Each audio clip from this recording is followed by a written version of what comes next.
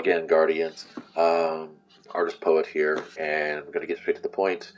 I don't think putting an overshield on the Primeval is a good move. I think it is goes against everything that Gambit is supposed to be as a activity, as a playlist. It undermines the fantasy and the flavor of Gambit. And that is basically the point here that I want to make. I am totally on board and excited for all the other changes in the game mode. From the fact that we get ammo crates now, even if they only just drop one round for rocket launchers, which I think is whatever. It's anything. It's something. The fact that invaders can now heal the primeval for more on Guardian eliminations. The fact that the emissaries spawn away from the primeval and force you to be more conscious of your map placement and location. Um, I think everything about Gambit otherwise is perfectly fine, and I'm excited and I've been enjoying myself, except for the part where the Primeval gets this overshield, and it basically you have to kill the emissaries in order to do damage to the Primeval. Even if you get Primeval Slayer, I think it draws out the game. It makes it way too swingy. And that's basically the point. You can effectively leave the video at this time because that's everything I wanted to say about this, you know, idea. And I will thank you for stopping by at this moment. But if you're interested as to my reasons behind that thought, then continue watching. I'll try to keep it brief as possible. I know I ramble a lot, but let's break it down to these points right here. Again, like I said, if you want to walk away, thanks for stopping by. I appreciate that. But here's the thing: it's like, okay, you have mechanics, you have win conditions, then you have the flavor and the fantasy, and this is all versus the modes and the activities in a game. When I talk about win conditions, that's, how do you win the activity? How do you end the activity successfully? When you do a Vanguard operation, you win. Your win condition is eliminating the final boss. When you do a Crucible activity, your win condition is gaining the most points in the match. When you do the Gambit activity, your win condition is eliminating your Primeval first. You don't get score extra points for moats. You don't get extra points for eliminating guardians. You don't get extra points for eliminating targets. You don't get extra points for anything. You have a binary condition. You either killed your primeval first or you did not. That is your win condition. You have a binary condition here. You either kill the final boss or you quit the activity. And I don't know anybody who quits the activity, but you have a binary. You have a conditional binary experience on all of this. Believe it or not, you can quit the activities before the final results, but that still counts as a loss to you. So you either get a win or you get a loss. You have a binary win condition here. You either score the most points in the match or you didn't. There is no immunity stages here in Crucible. No one random player on any team is selected to offer more points than any other selected player than any other player. No one player on any team gets to be immune for a certain amount of time until all the other team members are eliminated. Then you can eliminate them. I mean, could you imagine Trials of Osiris if it played like a Vanguard Strike? Could you imagine how grindy that shit is? Trials is already a grind because it's the first to 5 wins. That means you could play as many as 9 rounds, and those rounds can go for about 5 minutes a piece. I have actually played 30-minute Trials games. That might be hyperbole. I don't know. It just feels forever. I don't play Trials anymore because it's such a fucking grind. It feels like it goes on too long. I think best 2 out of 3 should be what it is. If you have any kind of round-based PvP, it should be best 2 out of 3. You win 2 matches, you're good, dude. You won the game. Go on to the next round. Guess what? I think personally, more people would play. I think more people would invest full cards into that time to do that. And, I mean, because no fight is actually balanced, okay? I'm going to just focus here on Crucible here for a little bit. No fight is ever balanced. Nobody goes into a fight with a 50-50 chance that, I might win or I might not. No, you pick a target because you're confident you can take that target out. Shot confidence is what they talk about when they talk about coaching players. When I say they, I mean the channel, the people that coach other PvP players. When they talk about shot confidence, when you're a sniper, when you're you're going to do your super or anything like that. You have to be confident you're going to hit that target, and nobody's going to target. If you got three targets in front of you, one of them is spazzing out all over the place, just running all over the place. One dude is just jumping up and down in a single spot, and the other person, is just standing there behind cover. Even though the one person behind has got cover, and your chances of hitting that cover are probably fairly equal of actually getting the headshot, you're going to pick the person who's not moving around, right? Because you're confident you can hit a stationary target. There it is. That's the whole thing. So no fight is ever really balanced, but there is a thing as playing fairly. Um, so that's a totally different concept here. What I'm talking about is the flavor of the activities versus its mechanics tied into its win condition. So the flavor of Crucible, it's a high energy, high action game that then just gets recycled and rerun over and over and over and over and over. Trials becomes grindy. Survival becomes a grind. Elimination becomes a grind. Countdown can even be a grind. Um, Iron Banner, in my opinion, has changed a little bit. I haven't figured out what's different about it, but it just feels more grindy than it ever did before. Control and Mayhem are still my two favorite modes. I play Mayhem as much as I can, and I have fun with it. Win or lose, I just have fun because it's fun. It's a power fantasy. Everything in this game is all about the power fantasy. When they talk about weapon design and performance, they talk about the fantasy of this weapon. When they talk about exotics, like for instance, the this guy here, the Osteostriga, the fantasy behind this is that you're shooting these semi-sentient toxic projectiles. And basically, it's a flesh borer from the Tyranid Codex in Warhammer 40,000. Uh, Go ask Henry Cavill what he thinks about those. They're vicious weapons, but they are. But it's a power fantasy. It's the fantasy of that weapon. The Witherhorde has its own fantasy. The Age of Scepter has its fantasy, and they call it a fantasy in the design teams. We call it the perk. We call it the intrinsic perk. The game calls it an intrinsic perk, Explosive Shadow. There's a power fantasy in it, and this is actually a lot of what Gambit should be. This is a hand cannon version of this thing for the most part. Even though these rounds don't track, they explode. And I've actually, seen some pretty decent, results with this in Crucible even. So you talk about the playlists and their fantasy versus their win con. So the power fantasy in the strike is that here we are, badasses, charging into a combat zone, taking out a target. Putting an overshield on a final boss, making him immune for a moment or two, changing the map around them, maybe even possibly just taking her off the map altogether. That's all part of the strike fantasy. I'm not a big fan of the strikes that require you to hike the whole fucking map practically to get to the boss, but whatever, that's kind of okay, I guess. I don't get them very often, so I play the playlist activity. So, like I said, I don't do Nightfalls because they can be a little bit grindy and it's the samey shit all the time. If Nightfalls were on a rotation, like you had 3 Nightfalls a week that could randomly spawn for you, that would be much more fun, I think. Honestly, if I wanted to play a hiking simulator, I'd go play Death Stranding, but I don't. So there you go. The power fantasy and the win condition in Gambit is beating your primeval first. So why would you put an overshield on your primeval? Because see, the fantasy that I've always picked up, the fantasy here in Vanguard is you're a badass strike team going in, taking out a target. Your fantasy here in Crucible is that you're a badass gladiatorial team going in to take out your opponents. The fantasy here is that you are a fucking badass, going in to face the darkest thing in our universe, a taken primeval. And you're going to take it out first.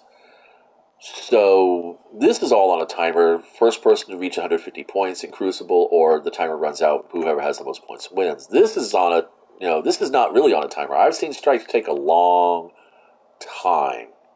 I've been in strikes that take a long time. Looking at you, Corrupted. I don't know what the fuck is wrong with Corrupted, but it fucks with the brains of so many players, including my own. Gambit's No, I used to play Gambit because one, it's kind of an echo of the Prison of Elders, which I love arena style fighting games. I really love arena style games, and not just in Destiny. I'm talking about all games. I like arena style fighting games where it's and like I said, that's why Crucible is something. PvP was something that I used to do, but playing against other players at times can just be a little bit like. I'm not a PV. I mean, that's weird. I'm not always a PvP player.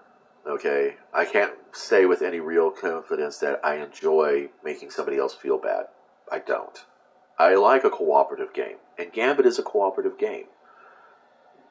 It really is. Even though I'm competing with another team, and there's going to be four people who are going to feel really, really bad at the end of that game, whether it's my side or theirs, it's still a cooperative game.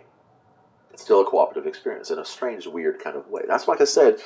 And then slowing so you're higher energy. Okay, all these modes are supposed to be high energy because that's why the controls of Destiny are so simplified compared to other controls in other PvP or uh, strike based type games, combat mission type games. They're really I love the controls for Destiny.